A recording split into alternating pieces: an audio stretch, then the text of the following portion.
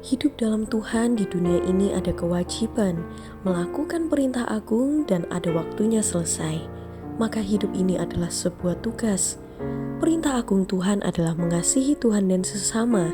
Maka apapun yang kita lakukan harus berdasar mengasihi sesama untuk taat pada tugas kehidupan kita pada Tuhan. Apapun yang kita lakukan harus diusahakan yang terbaik dan berkenan kepada Tuhan, seperti kita lakukan untuk Tuhan.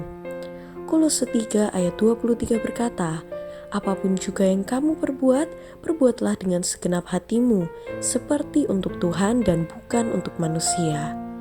Hidup melakukan perintah Tuhan dengan berdasar kasih bisa dibodohi orang atau kebaikan kita dimanfaatkan orang. Tapi kita harus tetap percaya Tuhan itu adil dan Tuhan yang akan membalas apa yang kita tabur. Orang jahat selalu ada di sekitar kita meskipun kita tulus dan berbuat baik. Kita juga harus cerdik, jangan kebaikan kita dimanfaatkan orang jahat. Kolose 3 ayat 24 berkata, "Kamu tahu bahwa dari Tuhanlah kamu akan menerima bagian yang ditentukan bagimu sebagai upah. Kristus adalah Tuhan dan kamu hambanya." Usahakan hidup benar di hadapan Tuhan, karena meskipun kita umat pilihan, tetap apa yang kita tabur akan kita tuai. Maka kita harus melakukan tugas dari Tuhan sebaik-baiknya. Kolose 3 ayat 25 berkata, "Barang siapa berbuat kesalahan, ia akan menanggung kesalahannya itu, karena Tuhan tidak memandang orang."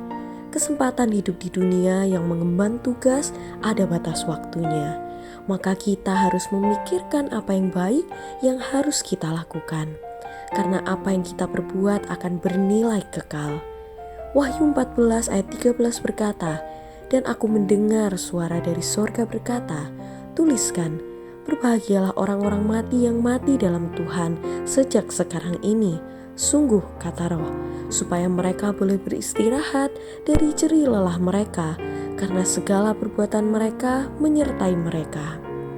Tugas yang kita lakukan dalam hidup ini ada waktunya selesai, dan kita beristirahat dengan bahagia dan segala perbuatan kita diperhitungkan Tuhan.